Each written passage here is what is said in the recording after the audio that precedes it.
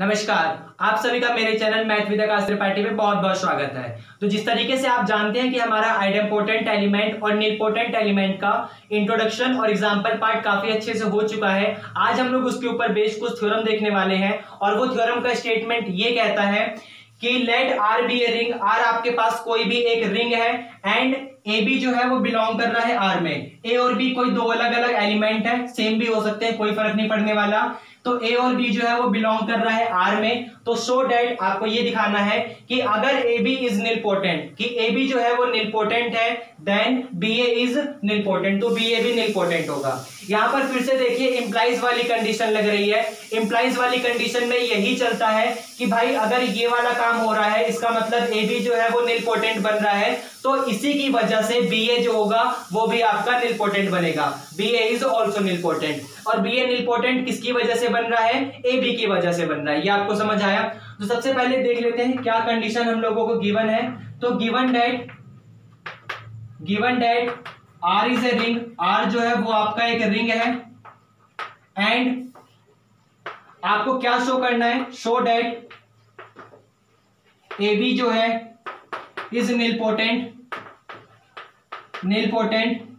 This implies that B A is nilpotent. B A जो होगा वो भी आपका निलपोटेंट होगा, क्योंकि so that A B is nilpotent. अगर ए बी निलपोटेंट हो रहा है then B A is nilpotent, तभी आपका बी ए भी निलपोटेंट होगा। ये आपको यहां पर दिखाना है और कंडीशन में ये आपको गिवन है। तो देखिए फिर से इंप्लाइज वाली कंडीशन आ रही है और इंप्लाइज वाली कंडीशन में थ्योरम को आप प्रूफ करना काफी अच्छे से जानते हो कि आप इसके ऊपर वर्क करोगे और किसी तरीके से ये दिखाओगे कि ये काम आपके पास हो रहा है। इसका मतलब आपको ये कंडीशन गिवन है कि भाई ए बी जो है वो निलपोटेंट हो रहा है और किसी तरीके से आप ये दिखाओगे इसकी हेल्प लेते हुए कि बी ए जो है वो भी निलपोटेंट होगा। ये आपको समझ आया? तो देखिए यहां पर क्या गिवन है आपको कि ए बी निलपोटेंट है, इसका मतलब ए बी की power n is equal to 0 हो रहा है, क्योंकि निलपोटेंट का मीनिंग ही यही होता है कि आपने किसी क्वांटिटी की पावर कोई ना कोई पॉजिटिव इंटीजर करा तो रिजल्ट आपको 0 मिल जाएगा। यहां पर आप लिख सकते हैं फॉर एनी पॉजिटिव इंटीजर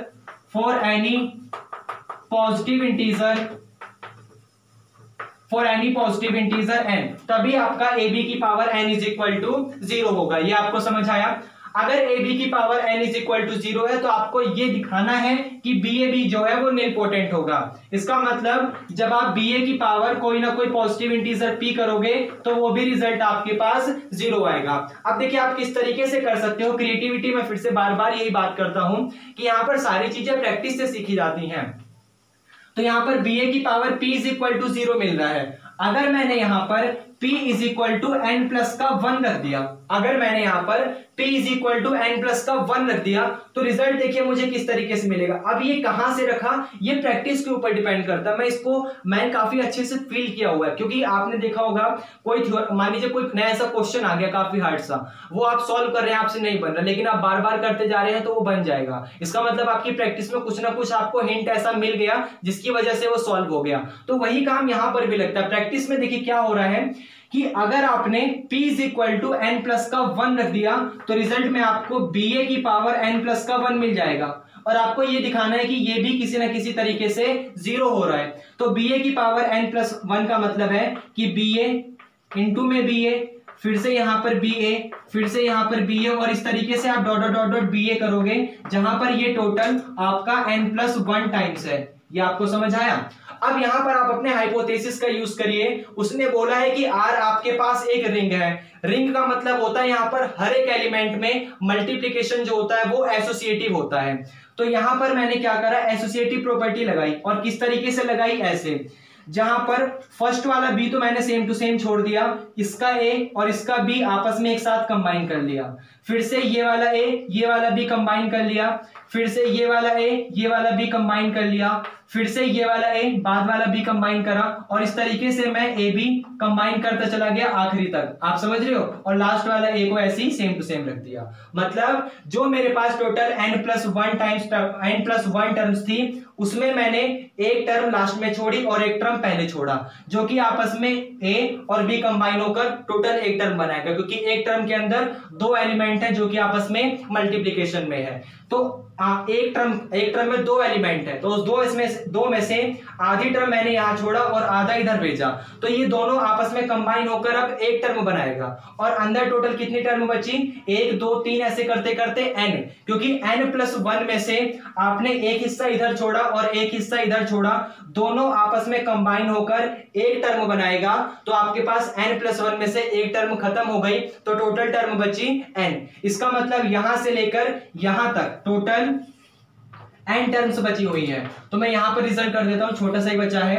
अब यहां से लेकर यहां तक टोटल n टर्म्स है, तो आपके पास क्वांटिटी मिल गई b, यहां पर ab की पावर n और इनटू में a। और आप काफी अच्छे से जानते हो कि ab जो है वो निलपोटेंट है, इसका मतलब ab की power n is equal to 0 होगा for any positive integer n। ये आपको समझ आया? तो यहां पर मैं ab की power n is equal to 0 रख दूंगा, रिजल्ट मुझे मिल जाएगा b इंटू में 0 इंटू में a, और ये पूरा का पूरा सॉल्व होकर मुझे 0 दे देगा, जो कि मुझे यही दिखाना था कि मेरा किसी भी तरीके से ba जो है वो निलपोटेंट हो रहा है। और ये सिर्फ एक क्वांटिटी की वजह से हुआ कि अगर ab निलपोटेंट होगा, क्योंकि तभी मैंने यहां पर 0 पुट करा और रिजल्ट में सॉल्व होकर मुझे 0 मिला। तो यहां पर इंप्लाइज वाली कंडीशन में यही काम करता है कि ये काम हो रहा है और आपको ये दिखाना है कि इसकी वजह से ये काम होगा। इसका मतलब ba जो है वो निलपोटेंट होगा। अब ba निलपोटेंट होने के लिए आप ba की पावर कुछ ना कुछ काम करोगे, ba की कुछ ना कुछ पावर पे काम करोगे, और जब उसको सॉल्व करोगे तो आप आगे चल के ये देखोगे कि वो रिजल्ट कभी ना कभी आपको 0 दे रहा है। तो ये तरीका होता है इंप्लाइज वाली कंडीशन को सॉल्व करने का। बाकी इसी के साथ हमारी आइडेम्पोटेंट की और निलपोटेंट एलिमेंट की सारी थ्योरम्स फिनिश हो जाती हैं। अगर कुछ बचती हैं तो कमेंट करिए, मैं बना दूंगा उसे। और बाकी हमारा कल से कुछ नेक्स्ट चलेगा, शायद कैरेक्टरिस्टिक चले, कैरेक्टरिस्टिक ऑफ ए रिंग, हम लोग उसमें मिलेंगे। बाकी आपको अच्छा लगा तो प्लीज कमेंट करिए, फीडबैक दीजिए और चैनल को सब्सक्राइब करिए, बेल आइकन दबाइए। बाकी अच्छा लगा तो पढ़ते रहिए। चलिए ठीक है, थैंक यू, बाय।